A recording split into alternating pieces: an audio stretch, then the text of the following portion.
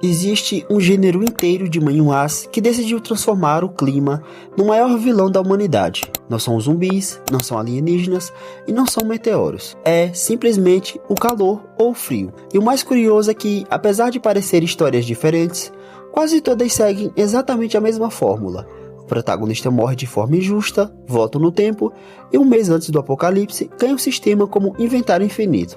Compra comida suficiente para alimentar uma cidade inteira, constrói um bunker e passa o resto da história vendo as pessoas que o traíram implorando por ajuda.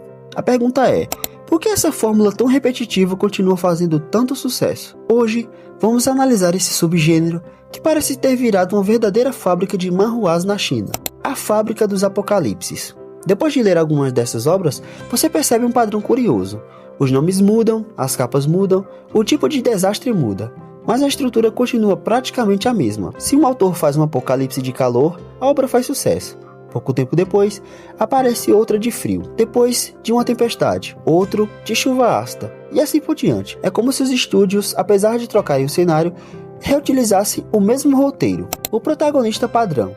Existe até um checklist invisível para esse tipo de protagonista. Primeiro ele precisa morrer. Depois, regressa no tempo. Em seguida, desbloqueia um sistema com espaço infinito. A partir daí, começa a corrida para comprar recursos antes que o mundo acabe. E aqui, aparece uma das partes mais engraçadas desses manhwas. O protagonista simplesmente pega empréstimos em bancos, empresários e até agiotas, porque sabe que quando o apocalipse chegar, dinheiro não vai valer mais nada. Então ele transforma todo esse dinheiro em comida, combustível e remédios e equipamentos. É um dos maiores calotes da história. E, dentro da lógica da obra, faz até sentido. O inventário infinito. Na verdade, o verdadeiro protagonista dessas histórias nem é o personagem principal, é o inventário. Ele guarda toneladas de comidas, veículos, combustíveis, máquinas, armas, tudo sem limite de espaço e sem prazo de validade. Graças a isso, o protagonista praticamente resolve todos os seus problemas antes mesmo do apocalipse começar. E o que falar sobre o apocalipse do calor? Nos manhwas de calor, o sol transforma o planeta em um verdadeiro forno.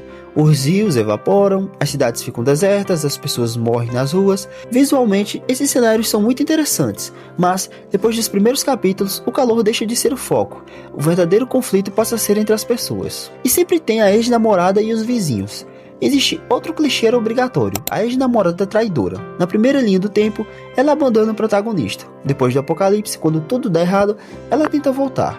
Só que agora, ele simplesmente fecha a porta. O mesmo acontece com os vizinhos. Eles nunca se preparam para nada, mas quando a comida acaba, descobre que o protagonista possui um bunker cheio de recursos.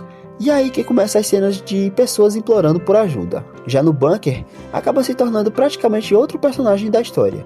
Portas blindadas, geradores, sistemas de água, sala de monitoramento, arsenal, estoques gigantes de comida. Enquanto o mundo entra em colapso, o protagonista acompanha tudo pelas câmeras de segurança. Em muitos momentos, parece mais um espectador assistindo ao fim do mundo do que alguém tentando sobreviver. E é aqui que nós entramos no inverso total dos apocalipses de calor, os apocalipses de gelo. Depois do sucesso das histórias de calor, surgiu praticamente a mesma fórmula, só que congelando o planeta. Em vez de ar-condicionado, aquecedores. Em vez de água gelada, sopa quente. Em vez de roupas leves, casacos. Todo o restante permanece praticamente igual. Mesmo protagonista, mesmo sistema, mesmo bunker e mesma vingança. Só muda, como eu disse, a temperatura. O verdadeiro objetivo dessas histórias. Apesar do nome, o clima nunca é o verdadeiro vilão. Depois dos primeiros capítulos, o calor ou o frio ficam em segundo plano. O verdadeiro perigo passa a ser as pessoas. Gangsters, saqueadores, parentes inteiros, vizinhos, ex-amigos. É justamente esse conflito humano que movimenta a história. Mas por que esse gênero faz tanto sucesso? A resposta é até bem simples. Esses manhwas vêm de uma fantasia muito específica. A fantasia de estar preparado. O protagonista já sabe exatamente o que vai acontecer. Enquanto todos entram em pânico, ele já possui comida, água, energia e segurança. Além disso, existe outro elemento muito forte. A vingança. Na primeira vida, ele foi traído, humilhado e explorado. Na segunda, ele simplesmente deixa de ajudar quem o prejudicou.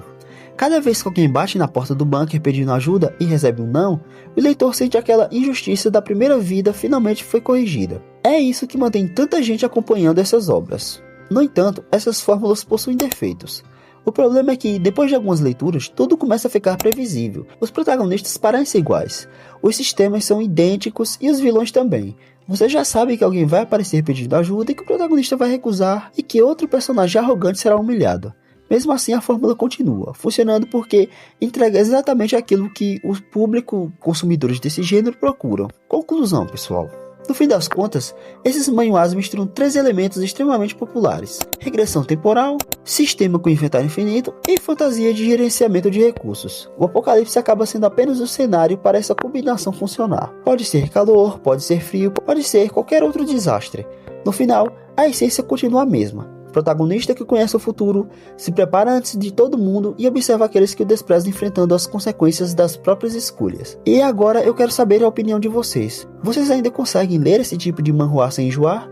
Ou acham que essa fórmula já está completamente saturada? Deixem respostas nos comentários e se gostaram desse tipo de análise, não esqueçam de se inscrever no canal para os próximos vídeos, pessoal. Eu sei que vocês sabem que a maioria dos meus vídeos são de recaps de manhwas, mangás e manhwas, mas, vez ou outra, eu sempre solto um vídeo assim fazendo esses tipos de análises, tá bom?